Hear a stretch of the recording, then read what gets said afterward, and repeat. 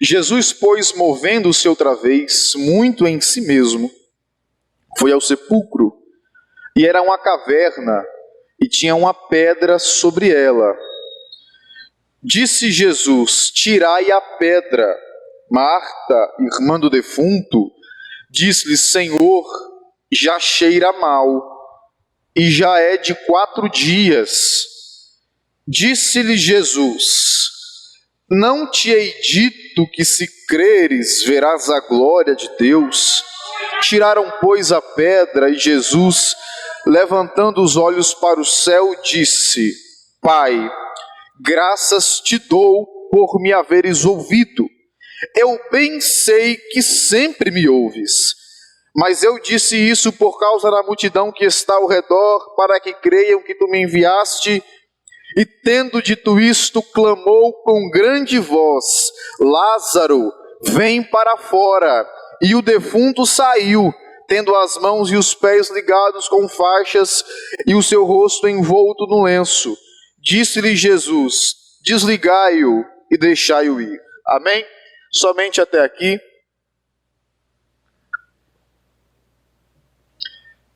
Eu estava meditando numa palavra para hoje, e eu já tinha recebido uma outra palavra, mas ontem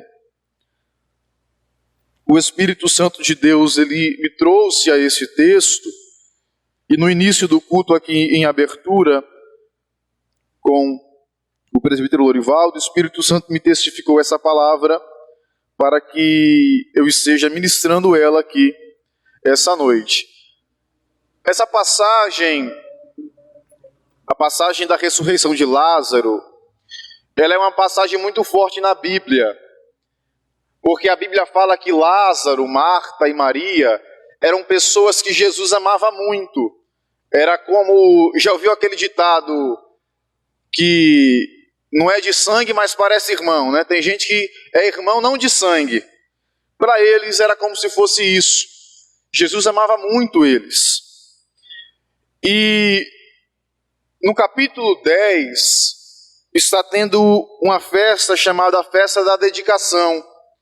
Essa festa, ela não foi constituída por Deus, como as 3 festas que estão ligadas em Israel, como a Páscoa, a Pentecostes e Tabernáculo. Essa festa, na verdade, foi criada pelos judeus. Uns acreditam que no ano de número 185 a.C., pelos Macabeus. E essa festa, apesar de não ter sido criada por Deus, os judeus participavam. Acontecia, alguns historiadores acreditam que uns 2 meses antes da Páscoa. E Jesus, como um judeu, foi lá para essa festa, para cumprir, para festejar também com o povo. Só que a Bíblia fala que durante essa festa, Jesus está passeando ali no alpendre de Salomão, o mesmo lugar onde aquele coxo foi curado por Pedro, ali próximo aonde Pedro estava quando a multidão chegou. Jesus estava ali passeando nesse alpendre e começou a aglomeração de pessoas. Jesus, nessa fase do seu ministério, já estava assim em ascensão, então os milagres já eram notórios. A ressurreição de Lázaro, possivelmente, foi um dos últimos milagres, o penúltimo ou o antepenúltimo. Então a fama de Jesus já era muito grande. E na festa da dedicação, aglomerou as pessoas nele. E os judeus chegaram para ele e falaram o seguinte: falaram: Jesus, por que o Senhor mantém a nossa alma suspensa? Por que o Senhor não declara abertamente em público que o Senhor é o Messias, que o Senhor é o Filho de Deus? E Jesus sabiamente responde dizendo: vocês já viram os milagres que eu faço. Para que eu vou ter que me pronunciar se vocês já contemplaram o que eu fiz durante todo esse tempo? Era como se ele estivesse falando: o que mais eu tenho que fazer para vocês crerem em mim? Os meus milagres não bastam, as minhas palavras não bastam, os meus ensinos não bastam, as parábolas que eu prego não bastam. O que é que falta para que vocês creiam em mim? E essa incredulidade era tão grande que no capítulo 14, Felipe, que estava com Jesus, pergunta: Mestre, mostra-nos o Pai. E o que é que Jesus fala? Felipe, estás comigo há tanto tempo e não percebeste ainda que quando você olha para mim, você vê ao Pai. Eu e o Pai, Felipe, somos um só. Quando você me vê, você vê ao Pai. Se você vê ao Pai, você vê a mim também. E às vezes, irmãos, a gente cai na mesma incredulidade, perguntando ou pedindo para Jesus se autodeclarar, e se esquecemos às vezes o tanto de milagre que Ele já fez, as palavras que Ele já usou pessoas para falar, e esquecemos dessas coisas. Quando Ele fala isso, a ira se acende, porque essa declaração de Jesus, meu Pai e eu, meu Pai, essa palavra Pai para os judeus, isso soava como uma afronta. Nunca alguém tinha chamado Deus de Pai. Jesus, quando ele se coloca na posição de filho, chamando Deus de Pai, isso para eles era uma blasfêmia, era uma autodeclaração de Cristo, a ser ele o Filho de Deus, o enviado. E esses judeus, eles juntam e eles tentam matar Jesus. A Bíblia fala que Jesus, ele chama os discípulos e fala, vamos nos retirar daqui. Não dá nem para saber se Jesus conseguiu ficar durante todo o período da dedicação, da festa da dedicação, que durava 8 dias. Ele se retira dali. Só que ele fala para onde ele vai. Ele fala, olha, vamos para o lugar, além do Jordão, aonde João Batista começou o seu ministério. Esse lugar é chamado de Pérea, ficava a 60 quilômetros de Jerusalém. Era um dia inteiro de caminhada, de distância. E eles vão para lá e se retiram. Neste tempo de retirada, não se sabe quanto tempo Jesus ficou na Pérea, Lázaro adoece. E aí, eu não sei, a Bíblia não conta como que foi, mas alguns estudiosos acreditam que Lázaro era um homem muito próspero. A gente percebe que Betânia era um lugar onde Jesus sempre gostava de ir, era um cantinho que ele ficava e levava os seus discípulos, por esse amor que ele tinha com essa família de 3 pessoas, Lázaro, Marta e Maria, e realmente para acomodar Jesus e mais 12 discípulos, a casa tinha que ser realmente grande. E Jesus, ele se retira para a Pérea e Lázaro, nesse período, ele adoece. Talvez chamaram-se os médicos para consultar, dar-se um diagnóstico, mas a situação se complica. E Marta e Maria enviam um mensageiro para avisar para Jesus que Lázaro adoeceu. E ela fala, quando vocês chegarem lá, vocês digam que aquele a quem Jesus ama está doente. Só que quando o mensageiro sai, Betânia para Jerusalém era 3 quilômetros, Jerusalém para Pérea mais 63 quilômetros, o mensageiro demorou um dia inteiro para chegar. Quando o mensageiro sai e vai ter com Jesus, nesse espaço de tempo Lázaro morre. E eu imagino o mensageiro chegar, porque Jesus, ele geralmente nunca falava para onde ele ia, mas ele deixou avisado, e o mensageiro, quando encontra Jesus, encontrar Jesus era quase um milagre. Ele sempre estava amarrotado de pessoas, e ele sempre se retirava para um lugar isolado para ficar a sós com seus discípulos, mas ele encontra e entrega o recado, a mensagem. Mestre, aquele a quem o Senhor ama está doente. E Jesus, ele fala o seguinte, esta doença, ela não veio para a morte, ela veio para a glória de Deus. Agora, irmãos, preste atenção aqui numa coisa.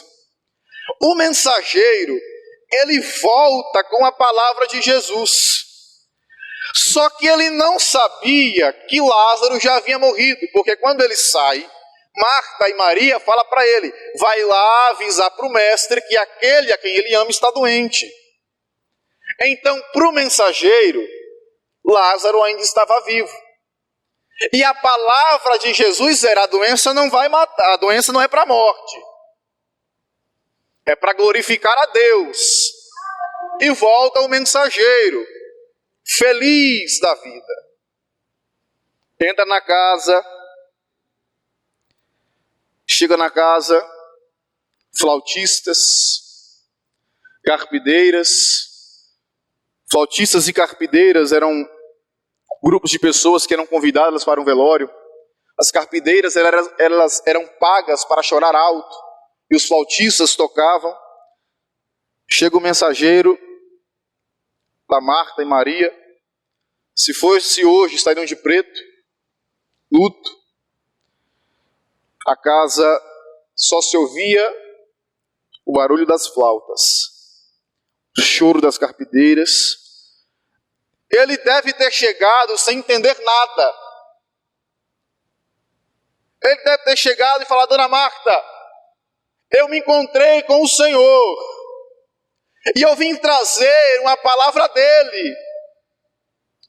Olha, eu fui lá, eu encontrei, ele realmente estava onde a senhora me disse que ele estaria. E quando eu cheguei para ele, falei: mestre, aquele a quem tu amas, ele está doente, ele precisa do Senhor. Eu até achei que Jesus viria comigo, mas ele falou: não temas, essa doença não é para a morte, ela é para a glória de Deus. Mas por que esses flautistas, Martas, estão aqui e essas carpideiras? Despede esse povo, pelo amor de Deus, porque Jesus falou que essa doença não é para a morte, ela vai glorificar a Deus. Dispensa esse povo. Cadê seu Lázaro? Para mim falar para ele pessoalmente que essa doença não é para a morte.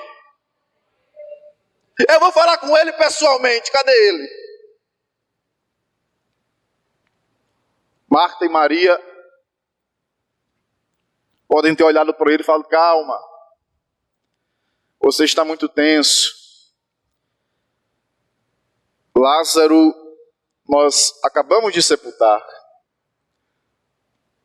Eu passei o perfume nele, já enfaixamos, morto. Mas eu encontrei com Jesus e ele falou que a doença não era para a morte. E tem momentos na vida que a situação vai contra a palavra de Jesus. Tem situações na vida que Jesus fala: olha, eu estou contigo. A situação só piora. Não temas. Aí que se agrava. Eu vou te dar paz. Aí começa o redemoinho. Parece que aquela palavra que soou tão positiva no culto, quando nós chegamos em casa, ela caiu por terra, porque a situação já não é mais aquela que Jesus falou que era. Mas o mensageiro voltou com a palavra. E Jesus olha para os discípulos e fala: nós vamos voltar para Betânia. Os discípulos falaram: mestre, mas lá há pouco tempo tentaram nos matar. Vamos para Betânia. Lázaro está dormindo, eu tenho que ir lá despertar ele. Mas Senhor, se ele está dormindo, ele está salvo. Jesus olha para ele e fala: não tem 12 horas o dia? Ele já falava da sua própria morte. O que ele estava querendo falar era: o tempo oportuno é agora. Vai se passar as 12 horas e eu não vou mais ter tempo de fazer nada, vai ser com vocês. A hora de eu ir agora. Aí Tomé fala: então nós vamos, se for para morrer, nós vamos morrer com o Senhor. E aí ele declara abertamente, fala: Lázaro está morto. E Jesus fala: e eu estou feliz por isso, porque eu não estava lá, para vocês crerem, porque se eu tivesse, vocês não iam crer. Mas como eu não estava lá, que Lázaro morreu, porque falar que alguém morreu, alguém que Jesus ama morreu perto dele, ninguém ia acreditar. Então vamos. Chega Jesus, a Bíblia fala que ele não entra, ele manda chamar de fora. Havia muitos judeus ali para consolar Marta e Maria, muitos fariseus ali no meio. E eu imagino que esses 4 dias para Maria e Marta, quem Jesus muito amava, deve ter sido muito cruel, porque a Bíblia fala, quando Jesus cura, ressuscita Lázaro de fato, os judeus se questionavam dizendo: mas cadê ele que deu vista a tantos cegos? Cadê ele, Marta? Cadê aquele que disse que te ama? Onde é que ele está? Aquele que curou coxo? Aonde ele está? E 4 dias os judeus na cabeça de Marta e Maria: cadê ele? Cadê teu Jesus agora? Falou que te amava, curou todo mundo, cadê ele para curar o teu irmão? Aonde ele está? Jesus manda chamar de fora. Aí chega alguém e fala: Marta. Quando eles estão falando: cadê ele? Chega lá o mensageiro: Marta, ele chegou e está mandando te chamar. Marta se apressa, quando vê Jesus, cai nos pés. Se o Senhor estivesse aqui, meu irmão não teria morrido. Quando é que nós precisamos de força? Cláudio, se puder me ajudar aqui. Quando é que nós precisamos de força?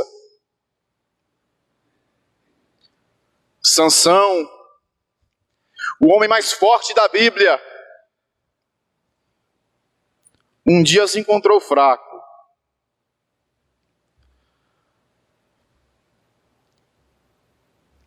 Esqueceu aquilo que Deus tinha lhe dito. Sem força.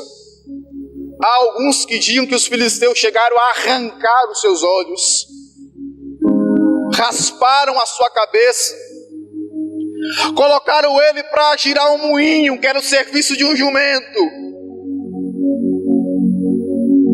Amarraram Sansão, colocaram os braços dele encostados em 2 colunas.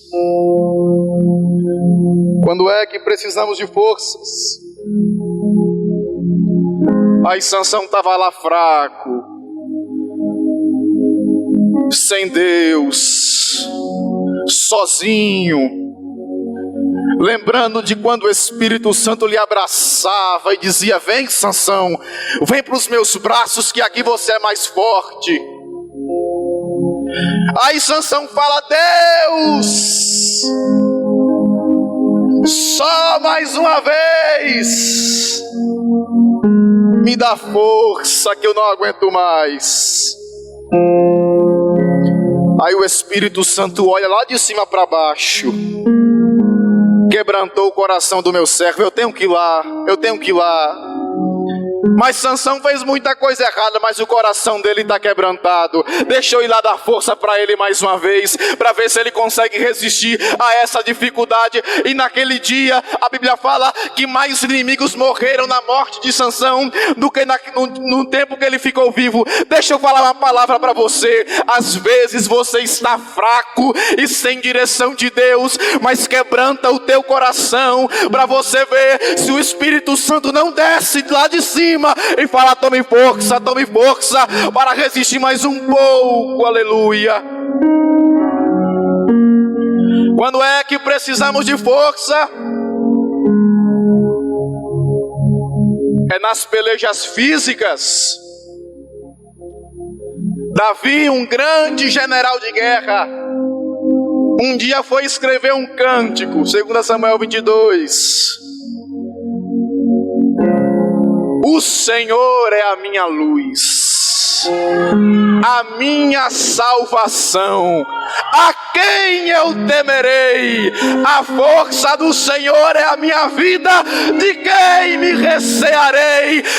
Ele colocou força em meu braço e eu enverguei o arco de bronze. Com o Senhor eu salto uma muralha. Está preparado para saltar muralha? Deixa a força de Deus entrar dentro de você. Aleluia. Quando é que precisamos de força? É quando as adversidades da vida nos pegam desprevenido.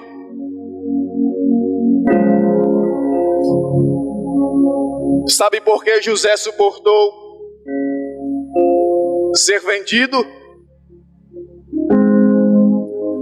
ser humilhado, ser caluniado e ser preso? Está lá em Gênesis 49, 24. O Espírito Santo me fez lembrar desse versículo hoje. O seu arco, porém, susteve-se no forte. Olha só. E os seus braços e suas mãos foram fortalecidos pelas mãos do valente de Jacó. Sabe por que José aguentou tanta coisa ruim na vida dele? Foi porque o Espírito Santo fortaleceu o seu braço. Não tinha prisão, não tinha calúnia, podia ser vendido pelos irmãos. O Espírito Santo de Deus te dá força hoje, aleluia. Quando é que precisamos de força? É quando começamos a passar por problemas emocionais, na família, no casamento. Quando o desemprego vem sem mandar aviso prévio. É quando a contenda dentro de casa vem sem mandar recado. E a gente se encontra perdido sem saber o que fazer.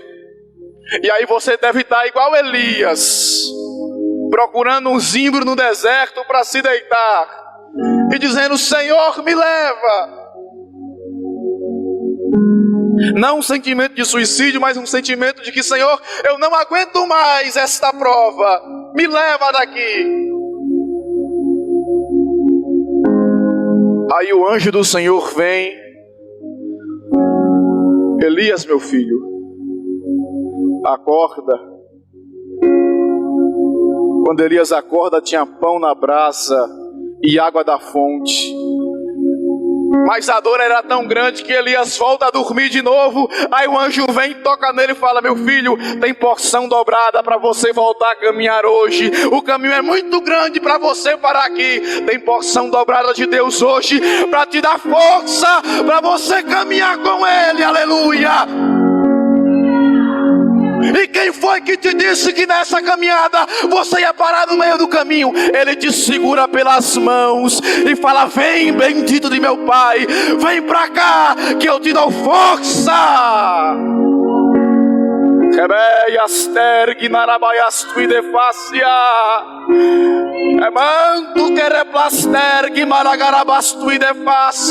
Quando é que precisamos de força? É quando somos abandonados.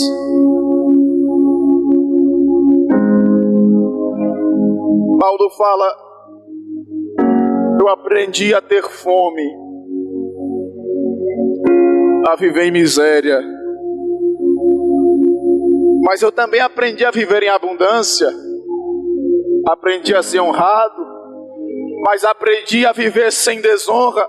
Mas eu não aprendi isso sozinho. Isso está lá em Filipenses 4:12. Aí no versículo 13 ele fala: porque eu posso todas as coisas naquele que me fortaleceu, aleluia. Ele te fortalece, Ele te dá força, Ele não te desampara, Ele te sustenta, te pega pela mão e fala: volta, volta por esse caminho que eu sou contigo, aleluia. Aí no finalzinho da vida dele, lá em 2 Timóteo 4, ele fala: Timóteo, eu estou sozinho, desamparado. Só Lucas está comigo. Demas me abandonou, amou mais a este mundo. Alexandre me insultou.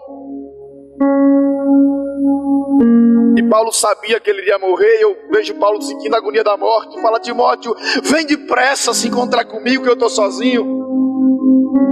Aí ele fala: porque ninguém esteve comigo para minha defesa, mas o Senhor me assistiu.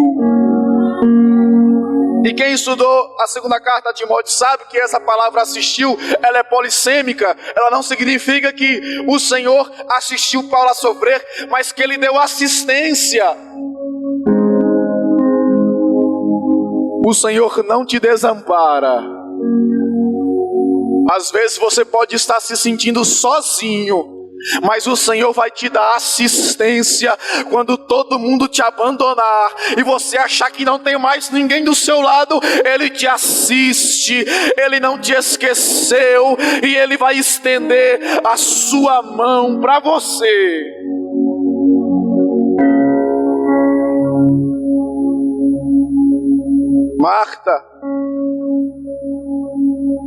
Marta, você crê, Marta, que o teu irmão há de ressuscitar? Aí Marta, sem entender muito, fala: Senhor, eu creio na ressurreição do último dia, ele há de se levantar. Último dia que nada, Marta, ele vai ressuscitar é hoje. Marta, eu sou a ressurreição e a vida, Marta. Quem crê em mim, ainda que morra, esse vai viver.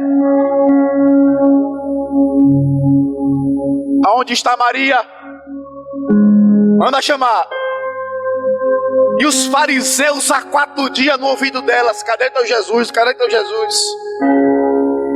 E certo pensaram: Marta não deve, Maria não deve ir, porque ficamos 4 dias aqui lançando palavras negativas. Quando chega o recado: Maria, o mestre te chama. Palavra negativa que nada. E a chama do coração ardendo para ver Jesus de novo. Ela levanta e fala a mesma coisa do que Marta. Se lança nos pés e fala: Senhor, se o Senhor estivesse aqui, meu irmão não tinha morrido. Aí Jesus fala assim: cadê o sepulcro? Como quem dissesse: vamos logo acabar com essa situação agora. Aí Jesus chora. E esse versículo, Jesus chora, me intrigou por muito tempo. Porque eu fiquei pensando: por que será que Jesus chorou se ele sabia que Lázaro iria ressuscitar?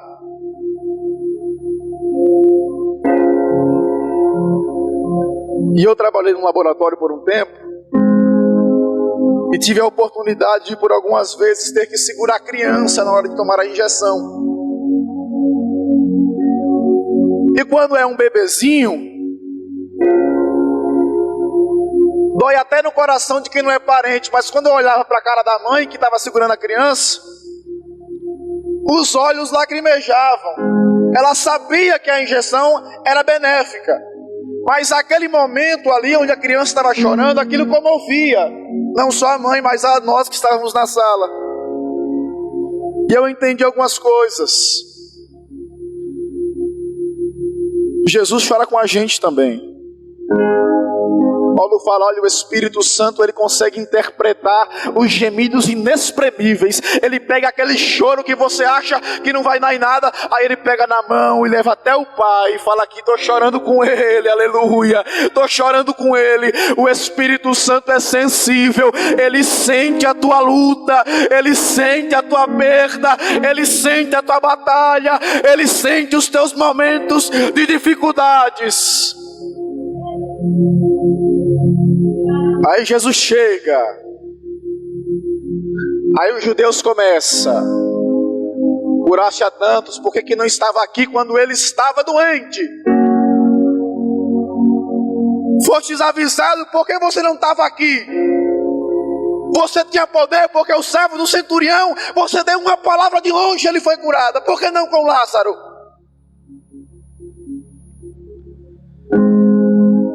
Tem milagre que Jesus tem que dar pertinho para acontecer, porque Ele tem que testificar ali com você. Se fala de longe, para Lázaro ser curado, foi sorte da vida. É por isso que tem milagre na nossa vida que a gente sofre, passa um estreito, um apertado e fala: meu Deus, mas por que disso? É por conta do testemunho que isso vai alcançar. É por isso que Jesus, ele tem que chegar do seu lado para o milagre acontecer. Tira a pedra. Aí remove a pedra e Marta fala: mas Jesus, já cheira mal. Marta, eu te perguntei se você cria. Se você crer, você vai ver a glória de Deus. Tira a pedra. Aí ele estende as mãos. E quando Jesus estende as mãos, meu irmão, não tem mar que fique revolto, não tem gigante Golias que afronte o homem de Deus, não tem defunto que fique na cova, não tem Anás, não tem Caifás, não tem Nicodemos, não tem Pilatos. Quando ele estende as mãos, Pai, eu sei que sempre me ouves. Aí ele fala: mas eu estou falando alto, que é para os incrédulos crerem naquilo que eu estou fazendo. Lázaro, vem para fora. Aí só estava a silhueta de Lázaro saindo da cova. Quando Lázaro sai, fica todo mundo de boca aberta. Fica Marta de boca aberta, Maria de boca aberta, os discípulos que viram mar se acalmar em peso, todo mundo de boca aberta, e Lázaro lá enfaixado. Aí Jesus olhando para eles, parece que eu vejo Jesus andando, olhando, falei: ei, tira a faixa, vão ficar só olhando, é? Tira a faixa do rapaz. Estão esperando o quê? O que é que está dentro dessa cova? Que enterraram seu, que não sai nem com grito. Deixa Jesus estender a mão dele nessa tua causa. O que é que enfaixaram? O que foi que lhe pegaram seu, colocaram dentro de uma cova, ataram com fita? O que é? Hoje ele está estendendo as mãos, está dizendo: vai sair para fora. Fique de pé.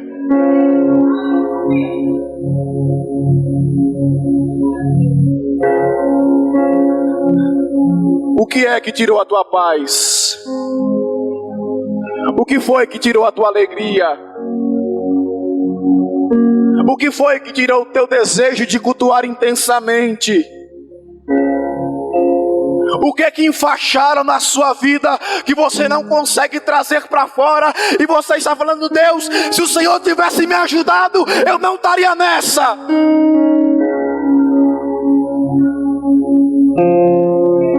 Tem pão na brasa e tem água da fonte para você beber, Elias. Levanta desse zimbro, Elias. O que é que você perdeu? E não tem mais força para arrancar para fora. Colocar uma pedra nessa catatumba e que você não consegue nem mais enxergar aquilo que você tinha. Hoje é dia de pedra ser removida, e hoje é dia de defunto sair para fora. Hoje a venda vai ser desatada.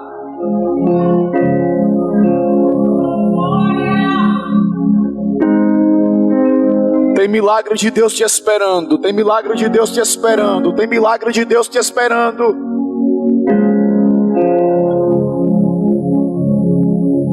O que é que te dá força? Uma vez eu estudava, e eu sempre gostei de sentar na frente na escola. E aí a turma da bagunça que ficava no fundo, eles não estudavam e ainda queria cola. Cláudio. E um belo dia eu me recusei a dar essa cola, e meu irmão mais velho, ele sempre foi muito alto. E esses rapazes começaram a me ameaçar. Aquela ameaça de escola, te pego no recreio. E aí eles vinham saindo e eu grudei no meu irmão. E aí ele perguntou o que foi. Eu falei, não, que os rapazes ali, aqueles meninos do fundo ali, eu não passei cola, eles estão me ameaçando. Aí meu irmão falou assim, deixa eles vir. Fica aqui do meu lado. E aí eu vi a turma passando de longe, olhando para mim como que dissesse, se teu irmão não tivesse aí, você ia levar uma surra agora. O que é que te dá força? Com Jesus, irmão, do mesmo jeito. O diabo fica ali de longe olhando, falando, se você não tivesse com Jesus, você ia levar uma surra, mas você se apegou nele. Se apega em Jesus, irmão. Anda do lado dele no recreio, que eu quero ver quem é que te pega. Vem para perto de Jesus para você ver. Não tem gigante Golias, não tem gigante Filisteu, não tem muralha de Jericó. Fica do lado de Jesus para você ver o que acontece.